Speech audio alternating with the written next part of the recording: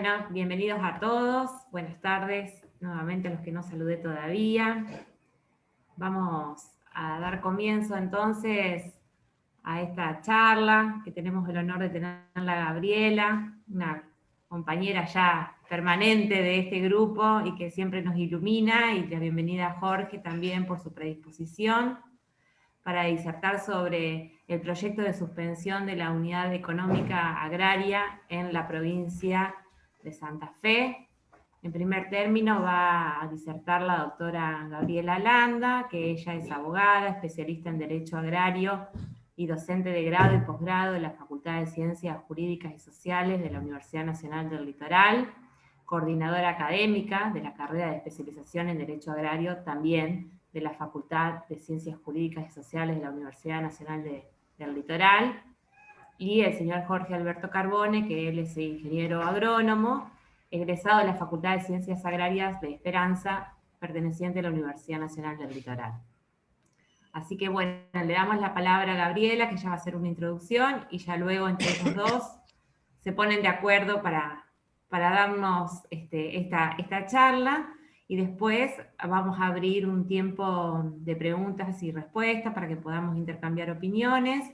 Si quieren también mediante el chat pueden ir escribiendo preguntas a medida que van escuchando los disertantes, para que no se nos pierdan las ideas.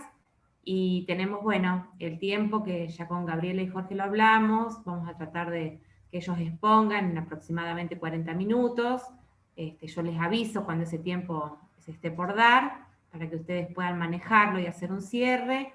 Y tenemos que cerrar el Zoom a las 16:30, por eso también empezamos ahora, si podemos tener un ratito más de diálogo. Adelante, Gabriela, y muchas gracias. No, por favor. Bueno, buenas tardes a todos. Un gusto estar acá, digamos, presentándonos una temática bien local, por decirlo de alguna forma, bien santafesina. Así que agradezco al Instituto de Derecho Agrario del Colegio de Abogados de Rosario que nos permita dar publicidad, digamos, de esta problemática que nosotros estamos viendo que sucede, digamos. Y bueno, en principio lo que nosotros aspiramos, digamos, es ver el estado de situación, digamos, y después tener un debate, una charla, digamos, o un ida y vuelta con ustedes con las consultas que tengan. En primer lugar, el ingeniero Jorge Carbone va a hacer una presentación de la ley, digamos, de subdivisión de inmuebles rurales, vigente en la provincia de Santa Fe, y luego digamos, una caracterización, digamos, de lo que fue la ley de suspensión de esta norma allá entre 2007 y 2009. Y bueno, así que le doy la palabra a Jorge.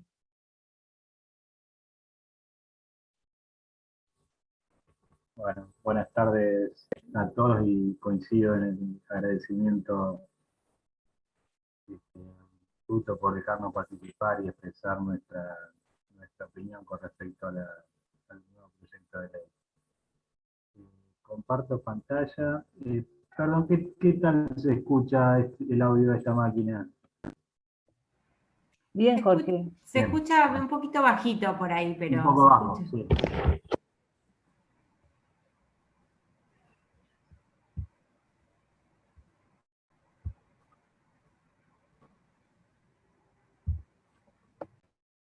Entonces, para arrancar con la presentación, voy a tocar los principales artículos de la ley, del decreto reglamentario 3872 del 2014. Voy a hacer alguna referencia a la ley 12749 en cuanto a estudio de casos de los expedientes presentados para subdivisiones, y después terminaremos con el nuevo proyecto de ley.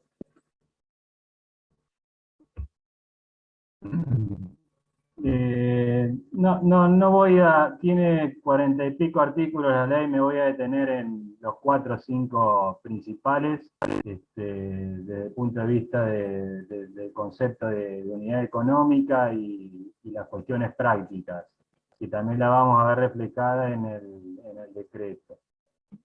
En su artículo primero, la ley contempla que no se aprueban subdivisiones de inmuebles rurales de parcelas menores a la unidad económica, o en otro caso en que el remanente, o habiendo una unidad económica establecida, que el remanente deje de serlo. En su artículo 2 define a la unidad económica como aquella superficie mínima de conformación adecuada que asegure la rentabilidad de la empresa agraria de dimensión familiar y un adecuado proceso de reinversión que permita su evolución favorable en el tiempo. Ahí ven ustedes remarcadas algunas palabras del artículo 2, como superficie mínima, la conformación, la rentabilidad de la empresa debe ser familiar, y la reinversión que asegure su sostenibilidad en el tiempo. La autoridad de aplicaciones del Ministerio, en este caso hoy es el de Producción, Ciencia y Tecnología, en su artículo 5, contempla la autorización de subdivisiones de inmuebles rurales en fracciones menores a la unidad económica cuando éstas se anexen a otra propiedad del mismo titular, constituyan una unidad económica o se mejore la situación preexistente. Lo vemos con ejemplos después cuando desarrollamos el decreto reglamentario. En su artículo 6 se enumeran las exclusiones a la ley, como aquellas zonas urbanas o suburbanas, los lotes o fracciones destinadas a obras, servicios públicos o actividades comerciales o industriales, los lotes para asentamiento de viviendas, centros deportivos o turísticos, la transmisión de la totalidad del inmueble, aun cuando no constituya una unidad económica, y la división de inmuebles por encima de las superficies referenciales de unidad económica. Esos son los casos que quedan excluidos de la ley. En su artículo 7 establece la definición de regiones para toda la provincia con superficies referenciales que en su decreto reglamentario quedan establecidas en un mapa y una caracterización.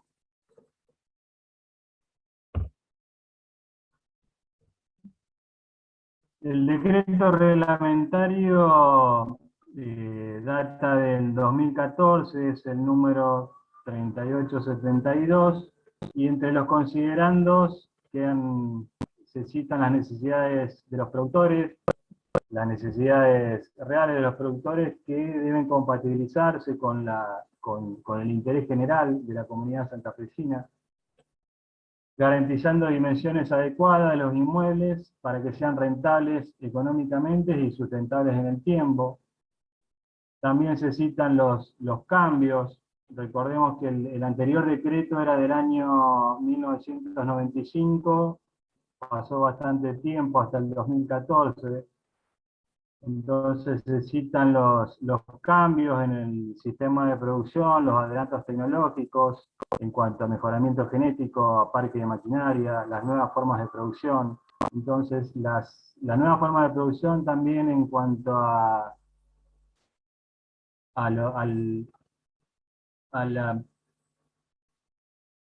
la importancia que tiene, digamos, hoy en día el arrendamiento, la producción en lotes que no son del propietario.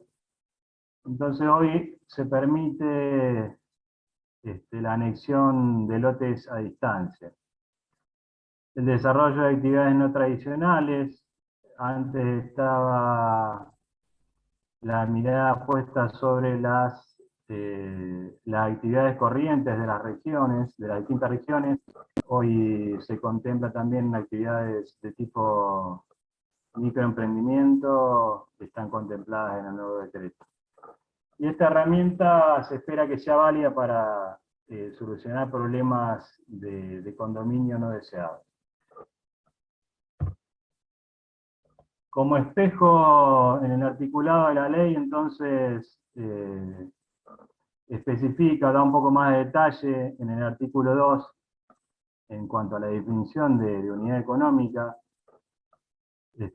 Obviamente se mantiene como superficie mínima de una parcela con un planteo productivo de acuerdo a su ubicación, según las regiones agroeconómicas, que luego veremos, según las aptitudes y características de los suelos. Aquí también especifica una cuestión ambiental en cuanto a cuidado del recurso, al uso de acuerdo a la aptitud del suelo, con un manejo racional del predio cuya conformación posibilite la conservación del recurso, el desarrollo de la empresa agraria familiar y un proceso de reinversión para la evolución sustentable de la empresa.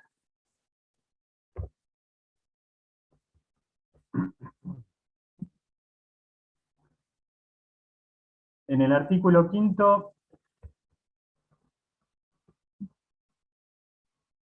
autoriza las subdivisiones por debajo de la superficie referencial y obliga en este caso a anexar o a distancia o al lindero las parcelas resultantes, siempre que se encuadren algunos de los siguientes parámetros: que se constituya una o más unidad económica agraria, que se mejore integralmente la situación preexistente, conformando al menos en uno de los casos una superficie igual o mayor a la original, y para parcelas caracterizadas como minifundio o parvifundio, conforme a las actividades corrientes de la zona y a la capacidad productiva de los suelos, se podrán subdividir a los efectos de anexarse solamente a parcelas linderas a los fines de lograr el reagrupamiento parcelario. Acá vemos como ejemplos los tres casos de anexiones citados en el artículo 5.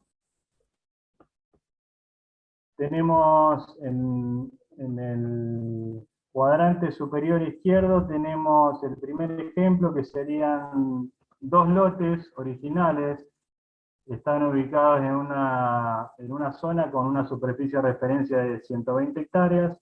Tenemos un lote de 80 hectáreas y un lote de 160. El de 160 se subdivide en dos lotes, uno de 40 y otro de 120. Y el de 40 hectáreas se anexa al lindero o a distancia al lote de 80 hectáreas, conformando dos unidades de 120 hectáreas. Otro ejemplo sería un caso similar, donde los lotes ya de origen no constituyen unidades económicas, están por debajo de las 120 hectáreas. En la situación original tenemos tres lotes, un lote de 80 y dos lotes de 40 hectáreas. Un lote de 40 hectáreas se parte en dos a la mitad y 20 hectáreas se anexan al de 80 y las otras 20 se anexan al lindero de 40 hectáreas, formando dos unidades, una de 100 y una de 60 hectáreas. La situación en este caso mejora integralmente. Partimos de tres lotes que ninguno constituye una unidad económica, y con las anexiones formamos dos unidades productivas. Hay una mejora en la situación parcelaria con respecto a la situación preexistente. Otro caso sería el último, el de minifundios o parvifundios. Estamos ubicados en una zona con superficie de referencia de 500 hectáreas. Tenemos un lote de 80 y otro lote de 40 hectáreas. El lote de 40 hectáreas se considera un minifundio o pardifundio. Se puede subdividir, no importa la condición del remanente de 30 hectáreas. El lote de 40 hectáreas entonces se divide en uno de 10 y otro lote de 30. El de 10, para favorecer el reagrupamiento parcelario, se anexa al lote de 80 hectáreas, conformándose dos unidades, una de 90 y otra de 30 hectáreas. Eso serían las tres posibilidades de anexiones a lindero o a distancia contempladas en el artículo 5. En el artículo 7, establece que la autoridad de aplicación debe definir y caracterizar distintas regiones agroeconómicas y definir la superficie referencial.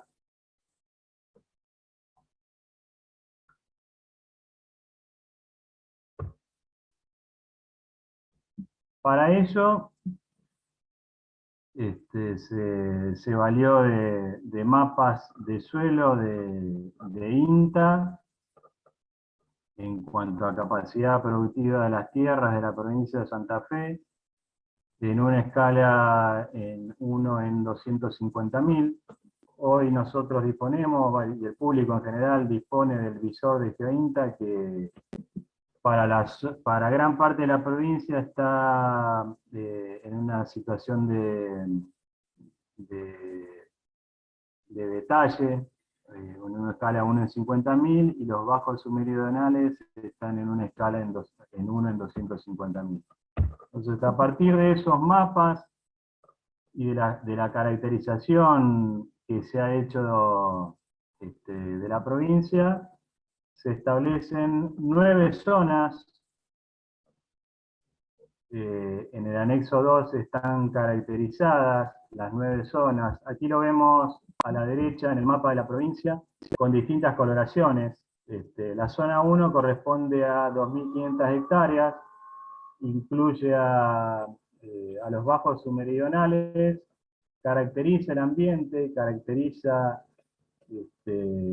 los sistemas de producción, la aptitud ganadera de esa zona, los pastizales o recursos disponibles.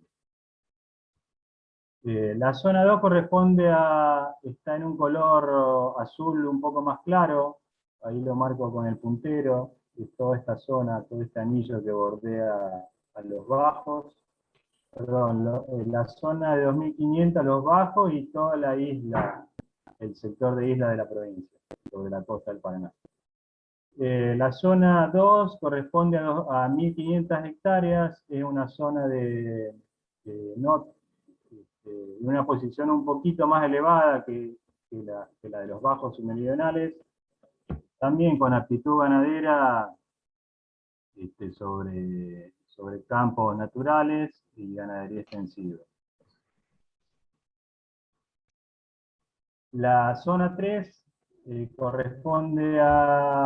son campos de cañada, lo vemos aquí en un color celeste, en esta zona central de la provincia.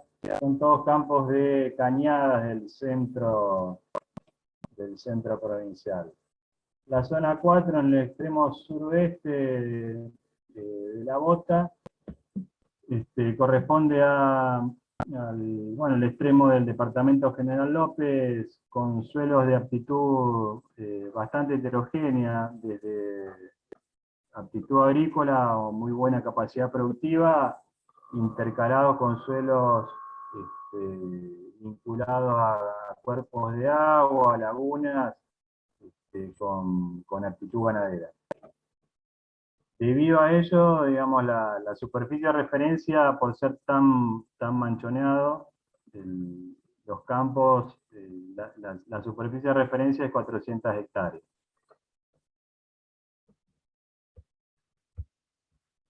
Le sigue la zona de 300 hectáreas, que es una zona de aptitud mixta del centro-norte santafesino. Aquí lo vemos como una media luna, lo marco con el puntero, en un color celeste medio opaco. Aptitud mixta, tambera, agrícola, ganadera de invernada. También con una capacidad productiva de los suelos media alta, media baja. Luego sigue la zona central de la provincia con una superficie de referencia de 200 hectáreas. Bueno, con aptitud agrícola, ganadera, presencia de zona tambera. Hacia el sur tenemos la zona 2, la zona 8, perdón, con los mejores suelos en cuanto a aptitud de la provincia, suelos netamente agrícolas, prácticamente sin limitaciones o alguna limitación vinculada a la erosión. En esa zona, bueno, la superficie de referencia la vemos ahí en una coloración rojiza, que es de 120 hectáreas. Nos queda la zona 9, corresponde a sectores vinculados a la producción fruti-hortícola. Lo vemos aquí en la zona de costa del departamento Garay o norte de la capital en coloración amarilla. La zona de Coronda, vinculada a la producción de frutilla, y el cinturón verde de los alrededores de Rosario, donde la superficie de referencia es de 20 hectáreas. Yo hice un comentario rápido así de cada zona, en el anexo está bastante detallado en cuanto a paisaje, relieve, vegetación natural, aptitudes de los suelos. En base a ello se ha establecido esa superficie referencial, por debajo de la cual, digamos, hay que demostrar que la subdivisión constituye una unidad económica. Entonces, usando las superficies referenciales, si se pretende subdividir por debajo de esa referencia, se debe mostrar con un estudio analítico, sintético o de microemprendimientos, de acuerdo al caso. Un estudio que demuestre que estando por debajo de esa superficie referencial, esa superficie generada constituye una unidad económica. El estudio analítico es mucho más completo en cuanto a desarrollo de un balance económico de la explotación. El estudio sintético se usa para casos donde supongamos la superficie de referencia es 120 hectáreas y se pretende subdividir y generar lotes que estén cercanos a 90 o 100 hectáreas, en ese caso con un estudio sintético se cuantifica. Y en el caso de microemprendimientos o para subdivisiones que estén muy por debajo de las superficies referenciales, casos de 2, 3 hectáreas para alguna producción porcina, aviar o alguna plantación frutal, en ese caso hay un formulario para ese tipo de actividad, que anteriormente no estaba contemplado en el decreto anterior. Eso en cuanto a la ley 93/19 y a su decreto reglamentario. No sé si hay algún comentario con respecto a esto, sigo y después en todo caso retomamos al final, no sé cómo quieran. Y la Sí, idea Jorge, era mejor al final hacemos una serie de preguntas. Igual, como dije, si alguien quiere ir poniendo en el chat alguna cuestión para no olvidarse o que considere de urgencia, lo puede hacer. Pero Bien. No hay ninguna consulta por ahora, así que adelante. Bien. Bueno. Sigo y entonces presento, no me voy a detener en la ley 12749 es cortita y suspende por el plazo de 2 años la ley 93/19. haciendo que se pueda dividir los lotes, las parcelas o lotes, sin considerar el concepto de unidad económica. Entonces, en esta presentación voy a analizar sobre una muestra de 234 expedientes que representaban en aquella época 10% del total de las presentaciones que se hicieron en el Ministerio. Voy a hacer un análisis de los datos que se extraen de la situación previa o preexistente y cómo resultó la subdivisión. Como complemento también incorporo un análisis de la situación de las explotaciones agropecuarias en los últimos 20 años, correspondiente al censo 2002 y un comparativo con el último, que es el 2018. En cuanto, no nos vamos a detener, pero lo pongo para que se vea, es un detalle de todos los departamentos, con la cantidad de parcelas totales, en ese 10% de la muestra, que eran 234 expedientes, representaban 291 parcelas originales o lotes que se presentaban para subdividir, haciendo un total de 24.000 hectáreas. De 291 parcelas originales resultaron 905 nuevos lotes a partir de esas 291. Lo que hicimos fue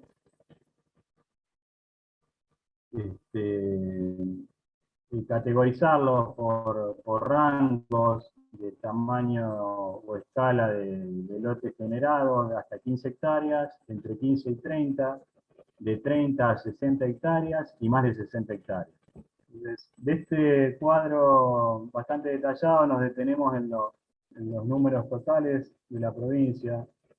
Para esa muestra representaron 291 lotes originales y se subdividió en 905 lotes. Desagregando un poco esa información, entonces lo vemos en este cuadro, con estas dos columnas que representan la situación original versus las últimas dos columnas que representan la situación a partir de la ley 12749. Vemos que en la situación original la distribución del tamaño de parcelas era una con hasta 15 hectáreas, tenemos el 13% de los lotes, 12% de los lotes tenían entre 15 y 30 hectáreas, 34% de los lotes entre 30 y 60 y el 41% de los lotes era mayor a 60. En la situación resultante vemos que la torta se invierte, donde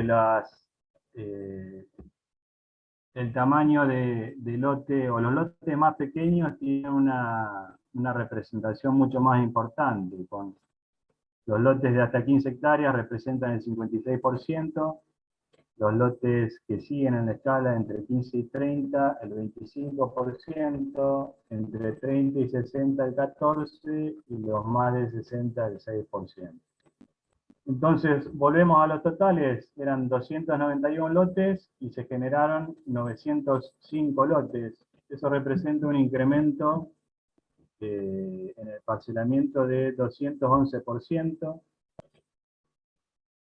Obviamente, bueno, se produjo una reducción del tamaño de la superficie promedio de la parcela o lote, pasando en promedio de 83 hectáreas a 26 hectáreas. Eso implica una reducción del 68%. Otro indicador de tendencia central es la mediana. Si ordenamos estos 291 lotes de mayor a menor, lo mismo hacemos con los 905. La posición central de esas frecuencias de lotes nos da que la mediana es de 53 hectáreas, versus en la situación resultante la mediana es de 3 hectáreas. Y otro dato que podemos tomar es analizando el tercer cuartil. Esto nos indica que el 75, en la situación original, el 75% de los lotes tenía hasta 84 hectáreas. En la situación resultante, el 75% de los lotes tiene hasta 25 hectáreas. Aquí vemos la incidencia de la reducción del tamaño de parcela. Es bastante considerable. Más allá de los números, bueno, lo vemos en el gráfico, en los dos gráficos, en la situación previa y posterior a la aplicación de la ley. En la situación previa, el color verde y amarillo, que hace referencia a las mayores tamaños de lote, prácticamente, no digo desaparecen, pero se ven bastante comprometidos en la situación resultante, o con menor incidencia en la torre. Ese análisis es a nivel general de las 291 parcelas o lotes versus los 905 en la situación resultante. Afinando el análisis y de acuerdo a la localización, también hicimos un análisis de la situación por departamento, en la situación previa y en la situación resultante. Vemos aquí como en la situación resultante gráficamente se ve el predominio de color anaranjado y rojizo que hace referencia a las parcelas de menor tamaño, de 15 y entre 15 y 30 hectáreas. Afinando más la lupa a nivel distrital, bueno, es la misma situación, un predominio visual de las parcelas de menor tamaño. Salvo casos aislados donde ya de origen los lotes son muy grandes, en los departamentos del norte sobre todo. Pero en general en el centro-sur de la provincia hay un notable microparcelamiento que se ha producido.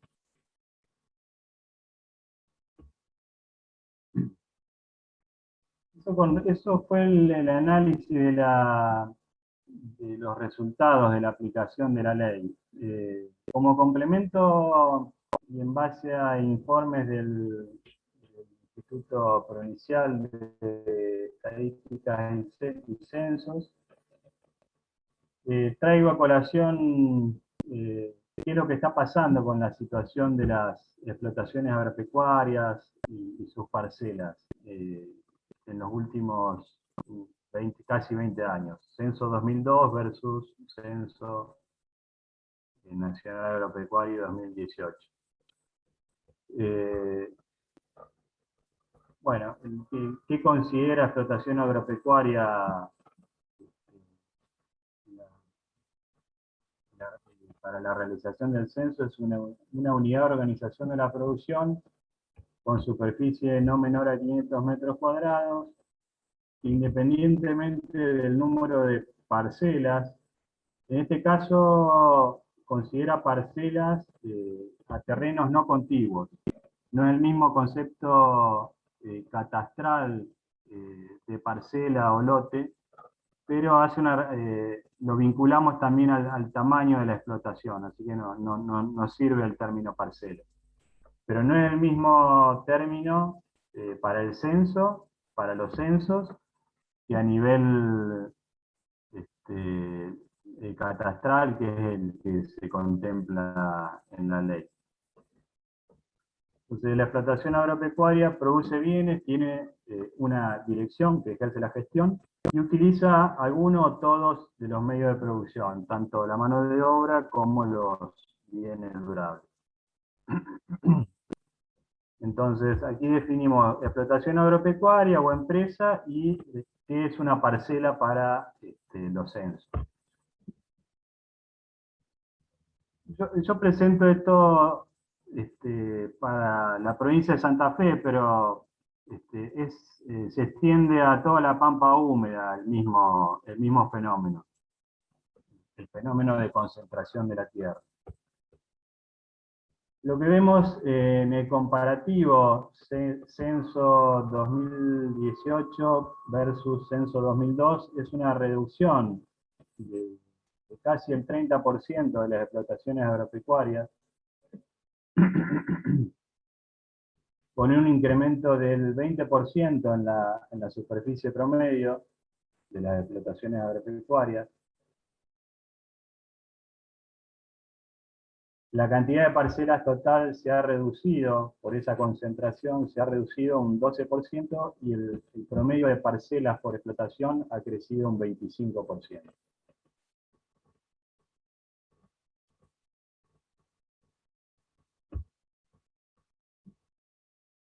Otro cuadro con muchos números, me voy a detener en 3 o 4, no se asusten.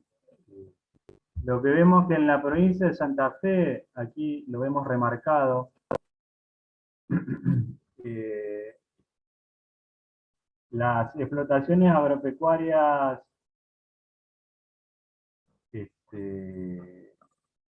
más representativas o con más incidencia en el porcentaje total son aquellas que tienen un tamaño entre 200 y 500 hectáreas, que en ambos censos representan un 22 o casi un 23% del total.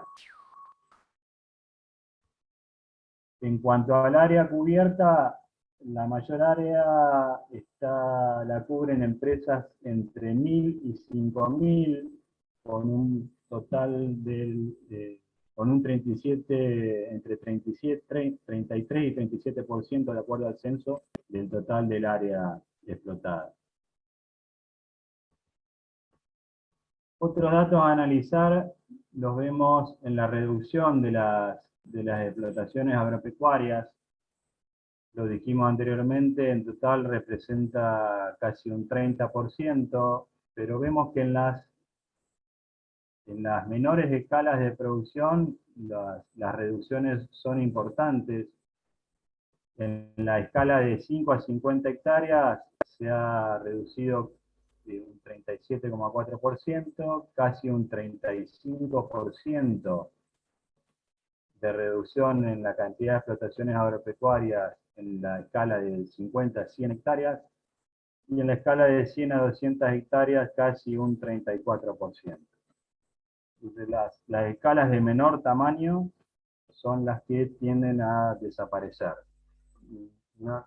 Este fenómeno no se observa en los últimos 20 años, sino en un comparativo censo de 1988 versus 2002, se refleja el mismo fenómeno. Entonces, de estos cuadros sacamos estas conclusiones, y reitero que es un fenómeno que se viene observando para toda la pampa húmeda, que es el fenómeno de concentración de la tierra, que implica menor cantidad de empresas y mayor tamaño de las empresas que van quedando.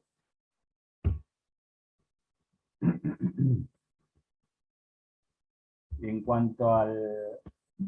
entonces, vinculamos el tamaño de las empresas agropecuarias con una visión de sostenibilidad en el tiempo. Vemos que las empresas de menor escala tienden a desaparecer. Y este concepto de tamaño también lo vinculamos al ya visto de unidad económica, que además complementa el tamaño en cuanto a superficie mínima con las condiciones de la explotación, en cuanto a su ubicación, según el ambiente, la capacidad productiva, las mejoras y el trabajo de una familia agraria. El excesivo microparcelamiento hace inviables las unidades de pequeño tamaño, provocando la desaparición de las explotaciones agropecuarias más pequeñas que son absorbidas por otras de mayor superficie. De esta manera disminuye el área explotada por sus propietarios y se incrementan las hectáreas en producción bajo distintos tipos de contratos: arrendamiento, parcería y contratos accidentales.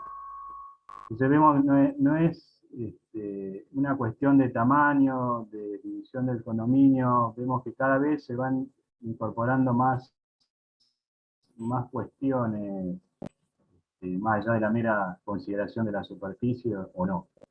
Entonces, la situación obliga a una discusión más amplia que la simplificación del recurso tierra como una mercancía, ya sea de renta o inmobiliaria, considerándolo como un bien o capital social que genera arraigo e identidad en la ruralidad y el desarrollo económico de numerosas localidades.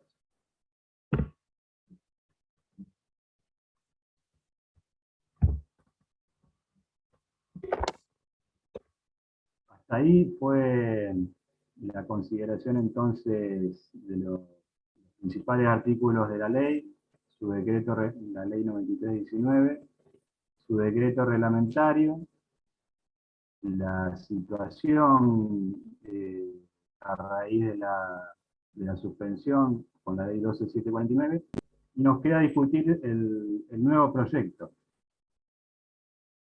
Gaby. Bien.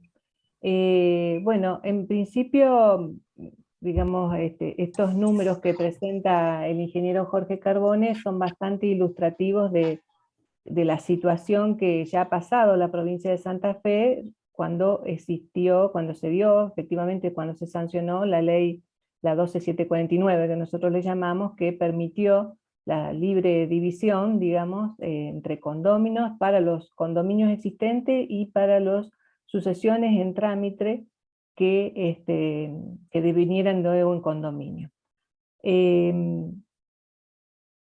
Ahí hay después una consulta que vamos a terminar de decir, Ezequiel, pero si me permiten, quería compartirles la ley, el proyecto de ley, y después algunos considerandos que nosotros entendemos que hacen inviable que la provincia vuelva a pasar otra vez por esta suspensión, digamos, ¿no? Si me permiten, vamos a buscar la norma, el proyecto de norma. No sé si lo están viendo ahí. Sí, Gaby. Sí. Sí, se ve perfecto. Bien. En esencia es esto, exceptuar la prohibición establecida por la ley 9.319, y dice, pudiendo disponer o dividir inmuebles rurales en fracciones inferiores a la unidad económica agraria, cuando a la fecha de promulgación de la presente los inmuebles rurales estén inscritos en condominio o respecto de ellos se encontrara iniciado o se inicie el proceso sucesorio el que derive la adjudicación en condominio conforme a los términos de la ley 9.319. La excepción establecida en el párrafo precedente es por 5 años, a contar desde la reglamentación de la ley. Entonces, digamos, este es de lo que se trata, digamos, ¿no? Justamente, esperen que quería compartir también, a ver si ahí puedo dejar.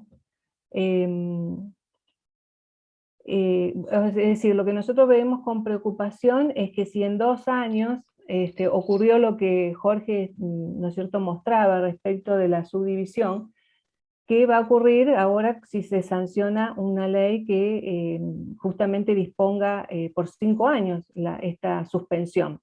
Y en realidad siempre partimos de la base que, digamos, estos, no sé si algunos le llaman como remedios temporales, no son viables, digamos, porque estamos dejando de discutir el fondo de la cuestión, es decir, cómo la provincia de Santa Fe quiere regular su fraccionamiento parcelario. Yo he preparado un documentito acá, que voy a ver si lo encuentro. Esperen, ¿no? A ver acá. Que yo lo denomino así de esta forma, como 10 objeciones. Esperen a ver, que me enseñaron que tengo que poner acá. 10 objeciones al proyecto de suspensión de subdivisión rural en la provincia de Santa Fe. Son cuestiones, digamos, que tienen que ver con normativas, digamos, esencialmente. Digamos, ¿qué normas está afectando, digamos, si se sancionara esta ley que permitiría la subdivisión libre por 5 años, ¿no? Bueno, el primero es justamente que considerar lo que los que estudiamos agrarios sabemos de memoria, así como tipo librito, cuentito, digamos, ¿no? Y que no es ningún cuento. En realidad, de prosperar, digamos, esta norma, es un verdadero retroceso, involuciona, digamos, a lo establecido en época anterior, el año 1968, en que se dictó la ley 1778, que trajo modificaciones al Código de Vélez. Y ahí justamente se incorporó, como todos sabemos, la segunda parte del artículo 23-26, que justamente permitió considerar ese aspecto, digamos, de uso y aprovechamiento que antes el Código de Vélez no lo contemplaba, ¿no? Esto obviamente trajo repercusión justamente en lo que se refiere en materia sucesoria y también por actos entre vivos, ¿no? Que tengan por objeto la subdivisión de un campo. Gaby, Sí. no abrió el PowerPoint, Ah, ¿sabes? No lo estamos viendo. a ver, vuelvo a salir, Como a ver si todo.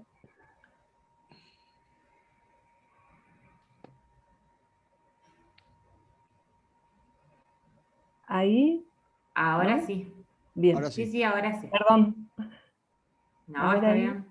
¿Ahí se Ahora sí te ve? ve. Ahora Bueno, sí lo vemos perfecto. Perfecto. bueno. Y ahora se ve bien. Genial, gracias por avisarme. Entonces yo lo que decía en el primer punto, digamos, era esta cuestión de fondo, digamos, lo que significaría como retroceso, digamos, en lo que es la legislación de fondo. Esta legislación de fondo, que yo digo como argumento 1, en el argumento 2 es justamente en la comparación, digamos, que uno puede hacer con el Código Civil y Comercial vigente, que está establecido también en el artículo 228, digamos, ¿no? O sea que continúa esa tradición del 23-26 en el 228 del Código Civil y Comercial. Por lo tanto, ahí lo pongo textual, de a qué se refiere, digamos, ¿no? Porque justamente son las autoridades locales las que deben regular el fraccionamiento parcelario. Y bueno, en ese sentido, también el mismo origen es siempre el mismo, digamos, ¿no? Justamente que evitar, digamos, el fraccionamiento cuando resulte antieconómico su uso y aprovechamiento. El tercer argumento es que en la provincia de Santa Fe está vigente esta ley que mencionaba y que explicaba Jorge respecto a la 9.319, que ya tiene diseñado 9 regiones agroeconómicas y que lo hace sobre la base de la capacidad de uso de suelo. Entonces esto es un argumento muy contundente para que sea dejado de lado, primero por 2 años, del 2007 al 2009, y ahora por 5 años, es decir, es ilógico, digamos, sobre qué vamos a fundar el fraccionamiento parcelario, si es en la voluntad que tengan las partes o es sobre la capacidad de uso de suelo. Yo creo que en ese sentido, digamos, no puede ser un dilema, digamos, en realidad hay que atenerse, digamos, a cuidar el recurso suelo, ¿no? El cuarto argumento es lo que explicaba Jorge también, referida a lo que fueron los resultados de la ley 12749. O sea, son de más contundentes en indicar la proliferación de minifundios. Por lo tanto, y solo pasó por 2 años, y ahora si vamos a ir por 5 años, va a ser más drástico, digamos, ¿no? La quinta observación es que justamente lo que nosotros hemos observado es que aún permitida la subdivisión, los condóminos no logran acordar sobre qué espacio físico del territorio les satisface. Es decir, todos sabemos que los campos tienen distintas distintos altos, bajos, cañadas y demás. Entonces cuando existen condóminos, también aún teniendo esta autorización para subdividir, no acuerdan, o sea, hay una cuestión de fondo referida a acordar sobre qué porción de tierra, cómo quieren dividirlo, digamos, ¿no?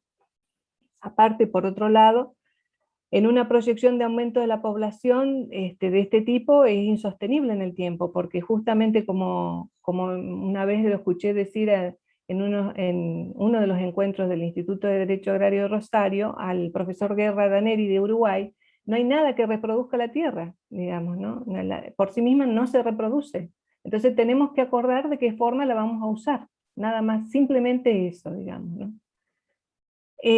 Bueno, yo no mostré, digamos, cuando les mostré la norma, pero tiene unos fundamentos, es decir, los fundamentos vienen de la Cámara de Diputados, o sea, tenía una normativa un poco peor, por decirlo de alguna forma, y allí estaban los fundamentos. El fundamento que se da para justamente habilitar esta suspensión son referidos a zojización, o sea, que esta norma de subdivisión o de restricción a la subdivisión agudizó el proceso de zojización y de éxodo rural.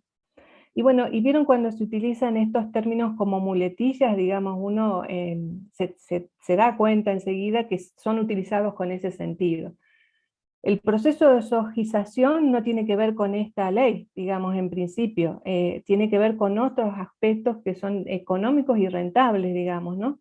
Y los de éxodo rural tienen que ver con otras cuestiones culturales, además, pero además con condiciones dignas para vivir en el campo, es decir, lo que todos conocemos, digamos, si cuando llueve poder salir del campo, poder tener una asistencia médica, poder lograr tener en el mismo ámbito rural una escuela rural que pueda atender a nuestros chicos, es decir, bueno, hoy en día la conectividad, digamos, en realidad estos argumentos que, dan como fundamento para la suspensión, en realidad no son tales, digamos, no son útiles para fundar lo que realmente tiene fundamento la norma, que es ejercer el derecho del dominio, digamos, en su máxima expresión.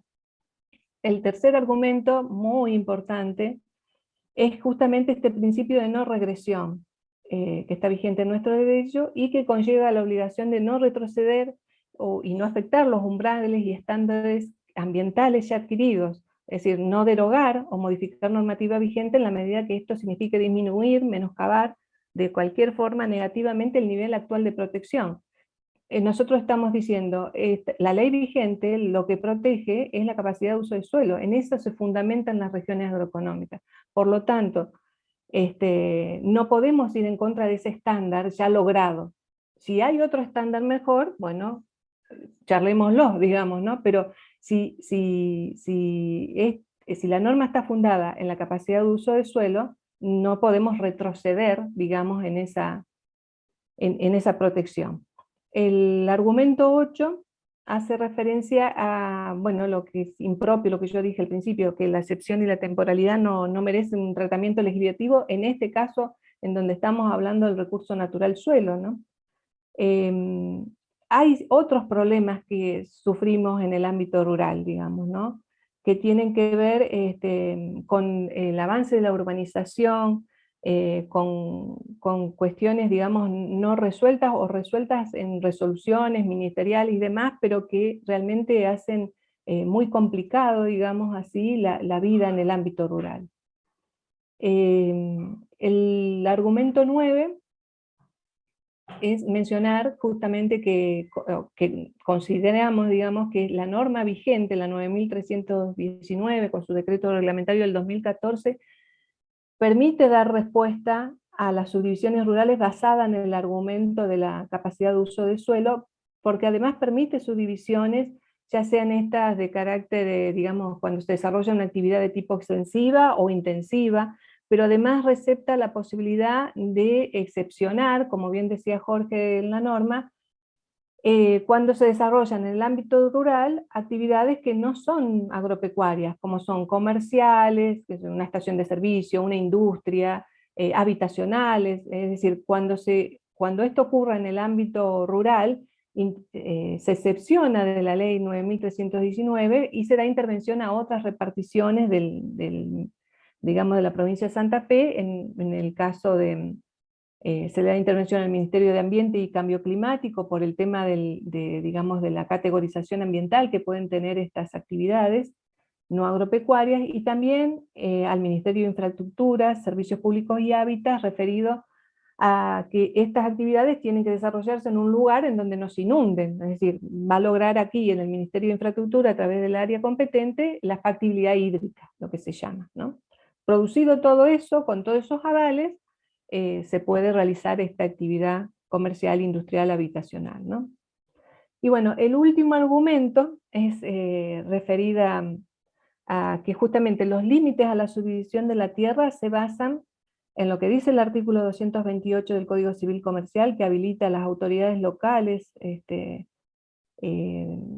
definir el fraccionamiento parcelario, en el artículo 240 del Código Civil y Comercial, ¿no? Este artículo que justamente incorpora esta cuestión de que el uso de los bienes que uno puede hacer tiene que tener en cuenta, no puede incidir negativamente en los derechos de incidencia colectiva, y además se debe considerar otras cuestiones referidas a la protección de la biodiversidad, del paisaje, del agua, y digamos todos estos valores que es necesario considerar en el uso y aprovechamiento de los bienes. Y finalmente la cuestión también encuentra fundamento en los artículos 15 y 16 de la Constitución Provincial, que limitan, digamos, o sea, habilitan a limitar, digamos, el libre emprendimiento que puedan tener los ciudadanos en la provincia de Santa Fe en cuestiones que refieren a la función social, digamos que es de orden superior, digamos, en ese sentido, y que se pueden establecer normas que permitan o habiliten la limitación, digamos, a la libertad, digamos, ¿no? A la libertad o a la libertad de disponer de su propiedad como le plazca. Entonces nosotros concluimos, justamente, y por eso estamos contrarios a esta norma que se proyecta, digamos, que estaría vigente por 5 años, es justamente que hasta tanto no exista otro criterio mejor que proteja más eficazmente el suelo, no resulta prudente suspender ni modificar el estándar logrado.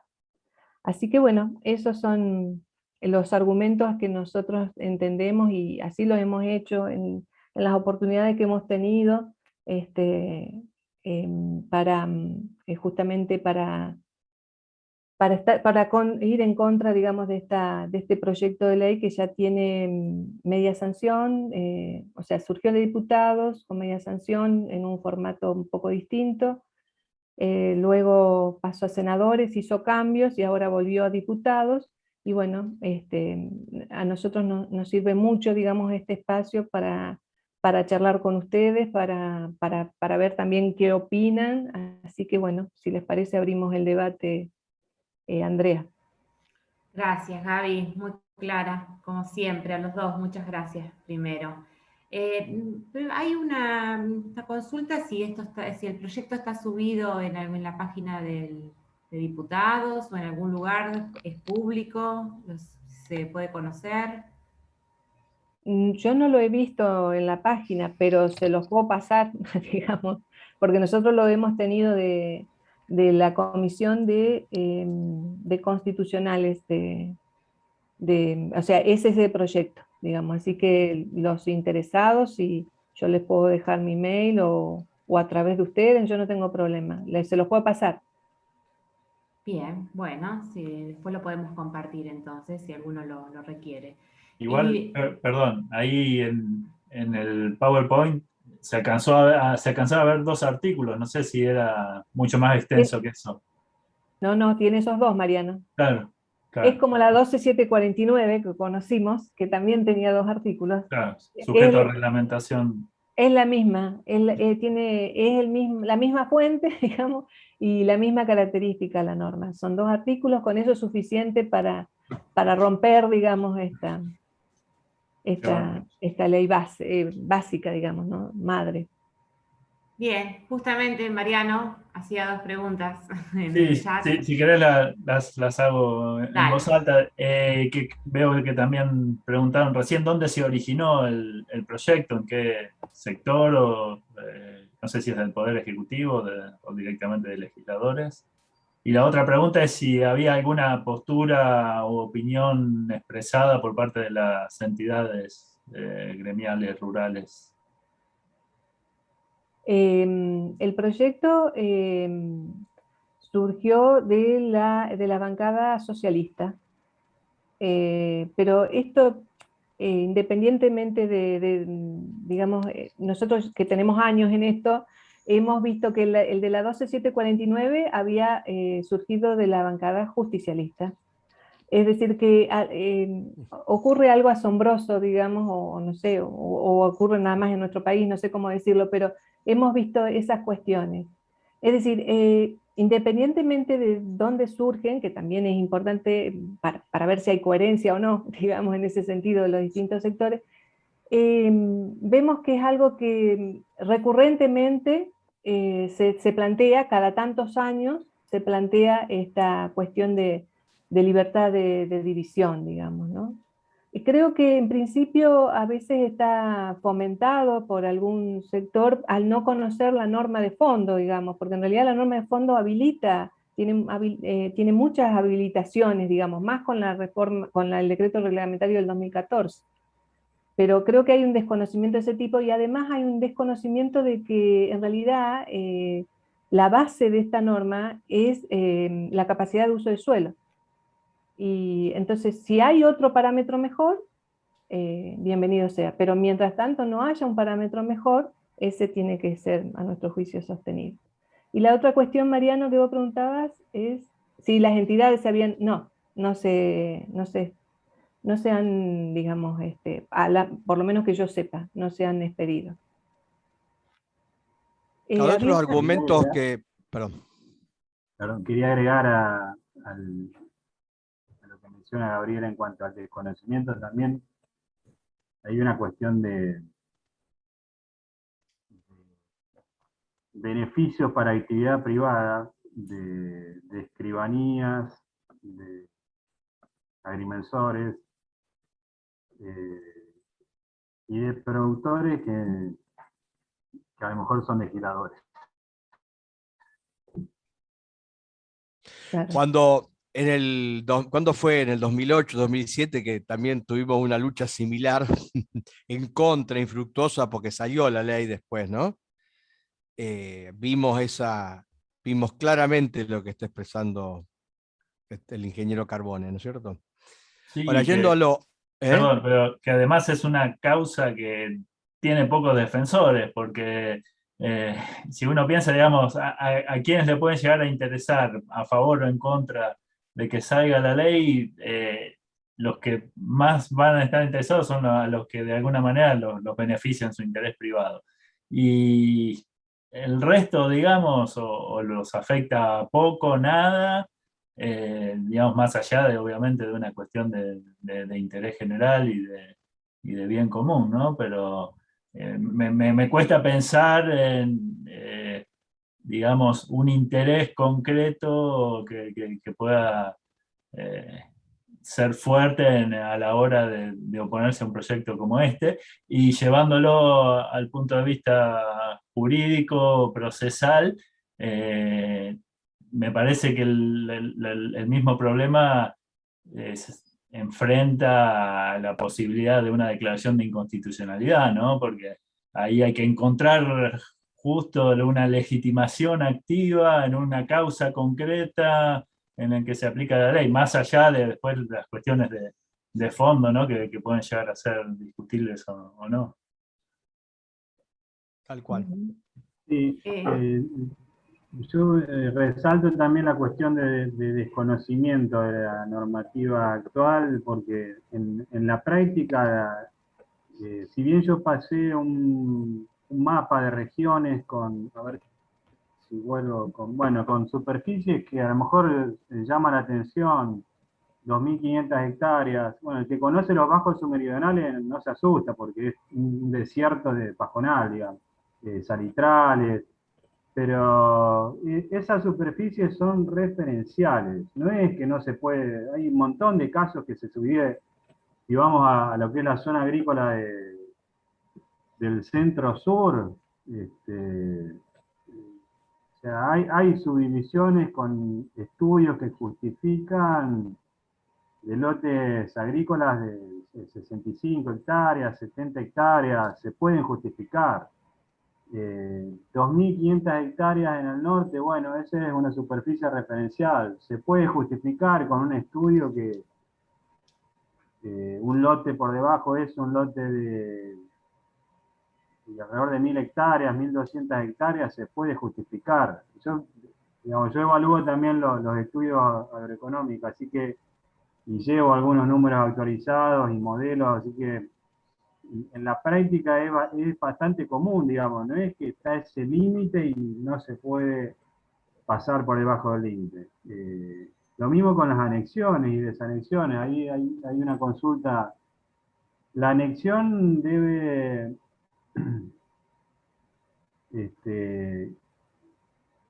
se consideran o no se pueden enajenar separadamente los lotes anexados. Es decir, que digamos, la anexión figura en el certificado catastral del inmueble, es decir, que no se puede transferir independientemente ninguno de los dos o de los que sean lotes anexados.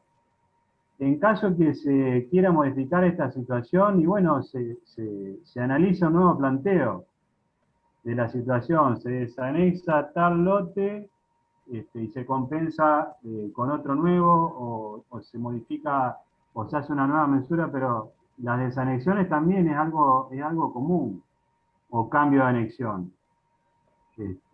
Siempre, digamos, ese artículo 5º abre un abanico de posibilidades que yo creo que son desconocidas.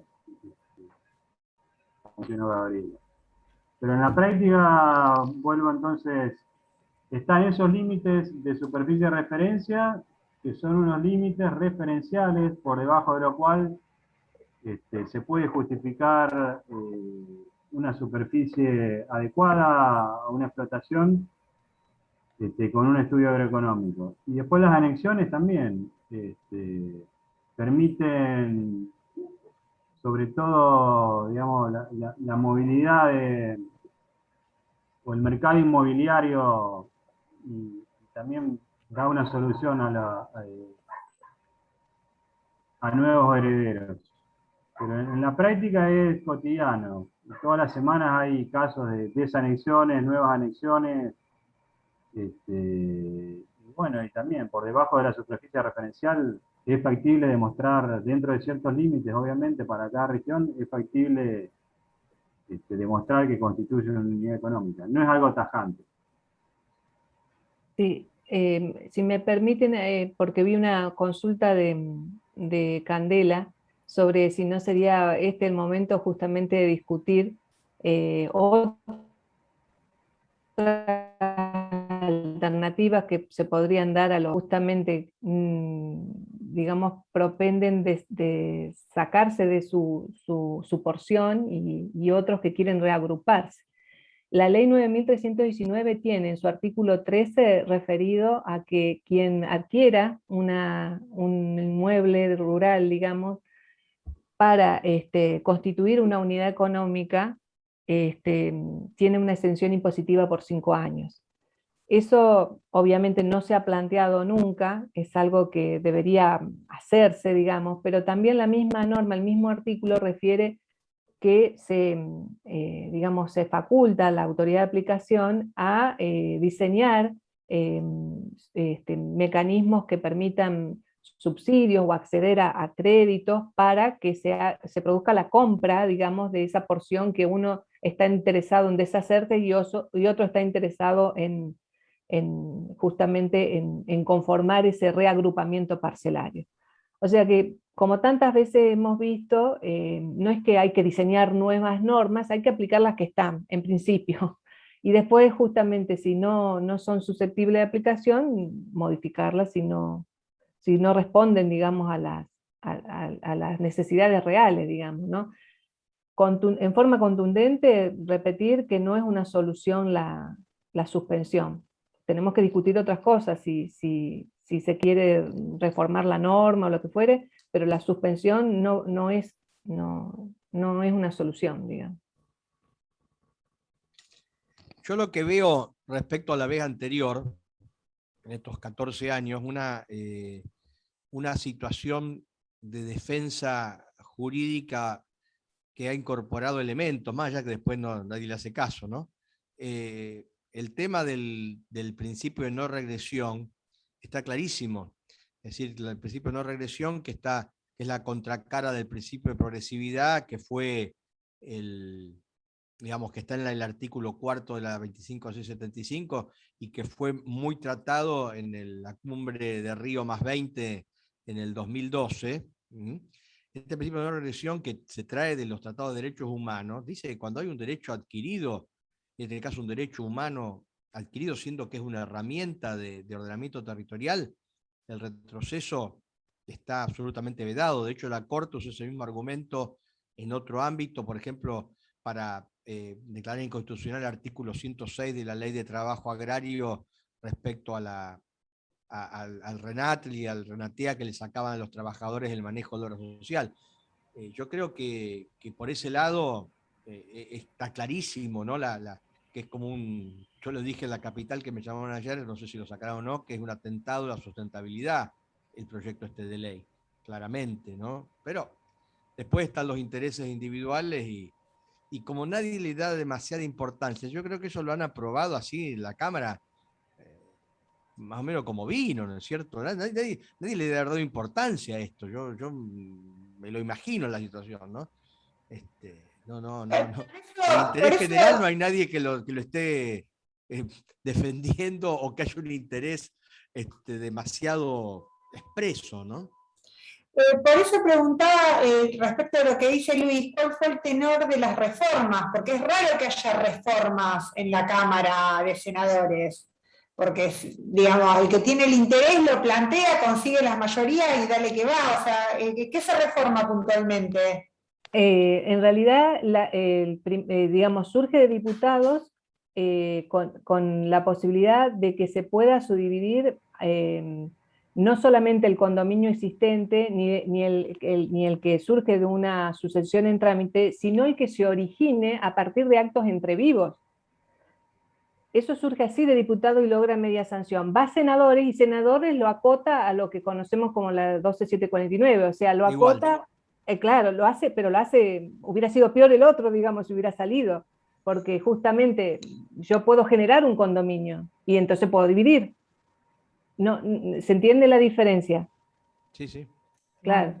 Entonces, bueno, en realidad nosotros estamos agradecidos, digamos, del espacio para poder difundirlo, y en la medida que ustedes tengan en sus propios lugares, digamos, así la posibilidad de difundirlo, digamos, esta problemática, les agradecemos si pueden volcar su granito de arena en este sentido, para que la provincia de Santa Fe no vuelva con este retroceso, digamos, ¿no? Que significaría tener 5 años suspendida la ley 9.319.